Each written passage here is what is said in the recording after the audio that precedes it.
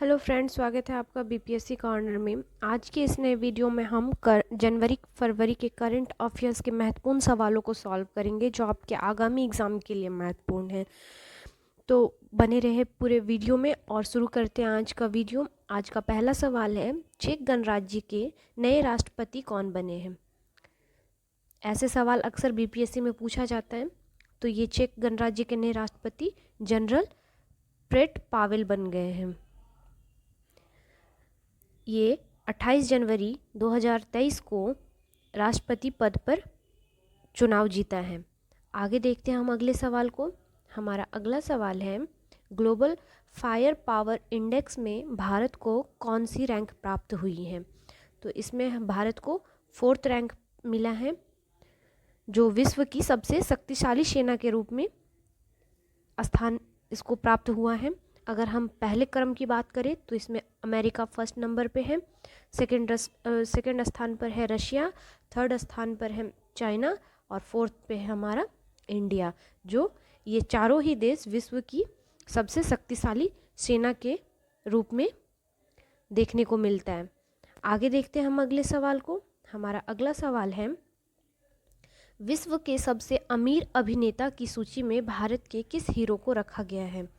तो इसका सही जवाब होगा, इसका करंट डाटा है, इसमें शाहरुख खान को मिला है, जो विश्व का भारत के परिप्रेक्ष्य में सबसे अमीर अभिनेता है। वहीं अगर हम पहले नंबर पे बात करें तो ये जेरी सीनफेल्ड है, जो सबसे विश्व के महंगे अभिनेता हैं। आगे देखते हैं हम अगले सवाल को। अगला सवाल है, हेनले पासपोर्ट में कौन सा देश प्रथम स्थान पर है। तो ये जापान को मिला है प्रथम स्थान। जापान दुनिया का 193 देशों की यात्रा वीज़ा फ्री कर सकता है। आगे देखते हैं हम अगले सवाल को। हमारा अगला सवाल है, हाइफा के इजरायली बंदरगाह का अधिग्रहण किस कंपनी ने किया। तो इसका सही जवाब होगा, ये है अडानी समूह ने। अडानी समूह ने 31 जनवरी 2023 को 1.2 बिलियन से हाइफा के इजरायली बंदरगाह का अधिग्रहण किया। आगे देखते हैं हम अगले सवाल को।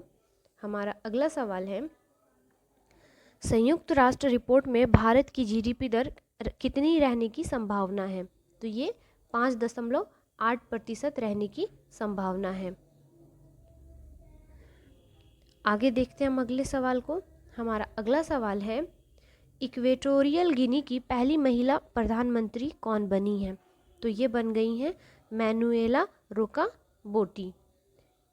ये इक्वेटोरियल गिनी की पहली महिला प्रधानमंत्री है। जहाँ कहीं भी पहला शब्द जुड़ जाता है वो अपने आप में महत्वपूर्ण हो जाता है और ऐसे क्वेश्चंस एग्जाम में आने की संभावना होती है। आगे देखते हैं हम अगले सवाल को। अगला सवाल है, कौन सा देश जनवरी 2023 में सौर गठबंधन में शामिल हुआ। तो ये कांगो गणराज्य हुआ है। अगला सवाल है, लाडली योजना किस राज्य की योजना है।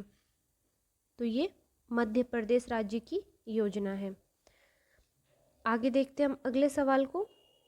अगला सवाल है, 36वीं भारत फ्रांस रणनीतिक वार्ता कहाँ पर आयोजित की गई। तो 36वीं भारत फ्रांस रणनीतिक वार्ता ये नई दिल्ली में की गई है। आगे देखते हैं हम अगले सवाल को। अगला सवाल है, पूर्वोत्तर कृषि कुंभ 2023 का उद्घाटन कहाँ पर और किसने किया। तो ये कृषि कुंभ का आयोजन मेघालय के उमियम में की गई तथा इसका उद्घाटन केंद्रीय कृषि और कल्याण मंत्री नरेंद्र सिंह तोमर ने किया। याद रखिएगा, ये इम्पोर्टेंट फैक्ट है। आगे देखते हैं हम अगले सवाल को।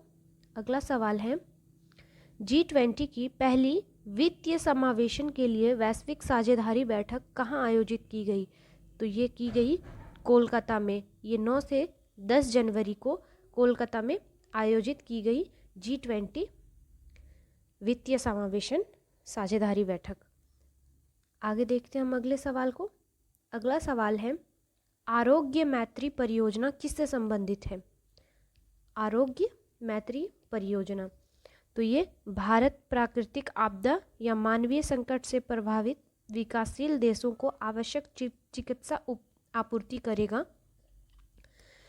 इससे रिलेट करता है आरोग्य मैत्री परियोजना। आगे देखते हैं हम अगले सवाल को। अगला सवाल है, राष्ट्रीय युवा महोत्सव 2023 का आयोजन कहाँ किया गया? तो इसका जवाब है, राष्ट्रीय युवा महोत्सव का आयोजन 12 से 16 जनवरी के बीच कर्नाटक के हुबली तथा धारवाड़ के जुड़वा शहरों में आयोजित किया गया। याद रखिएगा, हुबली तथा धारवाड़ ये जुड़वा शहर है कर्नाटक का, वहीं पर ये आयोजित किया गया राष्ट्रीय युवा महोत्सव। आगे देखते हैं हम अगले सवाल को। अगला सवाल है, चीतों के लिए भारत और किस देश के बीच समझौता हुआ है? तो ये साउथ अफ्रीका के साथ समझौता किया गया है चीतों के लिए। आगे देखते हैं हम अगले सवाल को। अगला सवाल है, मुगल गार्डन का परिवर्तित नाम क्या है? तो हाल फिलहाल में ये चेंज किया गया है, जिसका नाम अमृत उद्यान रखा गया है। याद रखिएगा, ये ऐतिहासिक काल से जुड़ा हुआ है, इसलिए इम्पॉर्टेंट हो सकता है आपके एग्जाम में कि मुगल गार्डन का परिवर्तित नाम क्या है। तो ये अमृत उद्यान है। आगे देखते हैं हम अगले सवाल को। अगला सवाल है, 17वां प्रवासी भारतीय दिवस का आयोजन कहाँ पर किया गया? तो ये इंदौर मध्य प्रदेश में किया गया। 9 जनवरी को मनाते हैं हम लोग प्रवासी भारतीय दिवस, और इसे नरेंद्र मोदी ने भारतीय दिवस का आयोजन किया। आगे देखते हैं हम अगले सवाल को। हमारा अगला सवाल है, विश्व आर्थिक मंच की वार्षिक बैठक कहाँ की गई? तो ये हमेशा दावोस स्विट्जरलैंड में ही आयोजित किया जाता है, विश्व आर्थिक फोरम। इसको वर्ल्ड इकोनॉमिक फोरम के नाम से भी जानते हैं हम। आगे देखते हैं हम अगले सवाल को। अगला सवाल है, संयुक्त राष्ट्र महासभा ने वर्ष 2023 को अंतर्राष्ट्रीय वर्ष के रूप में घोषित किया गया है। तो ये बाजरा को संयुक्त राष्ट्र सभा महासभा द्वारा 2023 को अंतर्राष्ट्रीय वर्ष के रूप में घोषित किया गया है। आगे देखते हैं हम अगले सवाल को। अगला है, पीएम मित्रा योजना किससे संबंधित है? तो ये टेक्सटाइल से संबंधित है। याद रखिएगा, कपड़ा उद्योग। आगे देख लेते हैं हम आगे सवाल को। 74वां गणतंत्र दिवस समारोह के मुख्य अतिथि कौन थे? तो ये मिस्र के राष्ट्रपति अब्दुल फतेह अल सीसी थे मुख्य अतिथि गणतंत्र दिवस के। ये मिस्र के राष्ट्रपति हैं फिलहाल। आगे देखते हैं हम अगले सवाल को। अगला सवाल है, विश्व स्तर पर 2022 में प्रेषण का सबसे बड़ा प्राप्तकर्ता देश कौन सा है? तो ये 2022 में जो सबसे ज़्यादा रेमिटेंस प्राप्त हुआ है वो हमारे इंडिया को ही प्राप्त हुआ है। ये इसकी राशि कुल 100 बिलियन डॉलर रहा है। आगे देखते हैं हम अगले सवाल को। अगला सवाल है, आर्थिक सर्वेक्षण के 2022-23 के अनुसार राष्ट्रीय हरित हाइड्रोजन मिशन भारत को ऊर्जा में आत्मनिर्भर बनाएगा। तो ये रखा गया है मिशन 2047 तक ये राष्ट्रीय हरित हाइड्रोजन मिशन भारत को आत्मनिर्भर पूरी तरह से बना देगा। आगे देखते हैं हम अगले सवाल को। हमारा अगला सवाल है, भारत ने नेट जीरो उत्सर्जन लक्ष्य को प्राप्त करने के लिए नेट जीरो प्रतिज्ञा की घोषणा की है। तो ये घोषणा 2070 तक की गई है कि नेट जीरो उत्सर्जन को हम प्राप्त कर लेंगे। आगे देखते हैं हम अगले सवाल। अगला सवाल है, पीपीई क्रय शक्ति क्षमता के संदर्भ में भारतीय अर्थव्यवस्था का कौन सा स्थान है? तो ये तीसरे नंबर पर आता है। विश्व की तीसरी सबसे बड़ी पीपीई अर्थव्यवस्था के रूप में उभरा है हमारा भारत।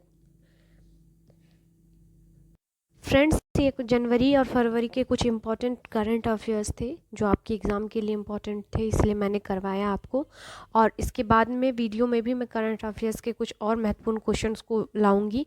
तो ऐसे ही वीडियोस पाने के लिए प्लीज़ मेरे चैनल को सपोर्ट करें और लाइक, शेयर और सब्सक्राइब ज़रूर कर लें। Thank you.